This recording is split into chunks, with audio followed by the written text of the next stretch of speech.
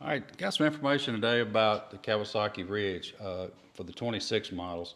So this is our 24 model, but we actually put 26 clutches on it, and we'll make another little video talking about that. So this particular video is just letting you know that Kawasaki changed clutches for 26. Now on a regular cab, it's really a pretty big change because now on a regular cab Ridge, they put the bearing clutch that was in the crew cab in 25.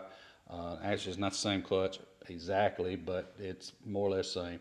And then they've changed the flyweights up. They've got a much heavier flyweight. They've got a different profile on it. And they did that to lower a lot of the RPM because people were complaining about how much RPM it had. And then the secondary is different in the 26 regular cab to accommodate the bearing clutch, and I believe the spring is different as well.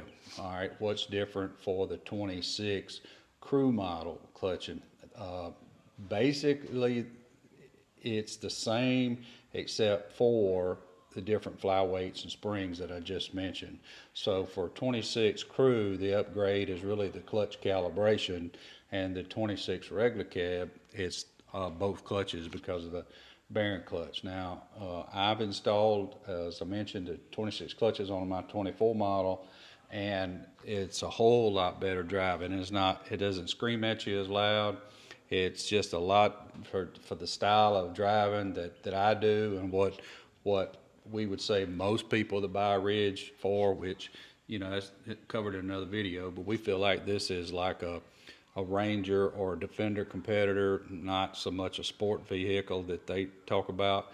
So a lot of slower movers, working, hunting type people don't like all that RPM, and they really made a good change on it. Now, granted, it still, in our opinion, needs our overdrive cover because you still got the short travel distance, and the overdrive cover for it still does the same thing. It allows that clutch to move a little further, and then also gives a little bit more of an overdrive effect, lowers that RPM once you get to full shift out.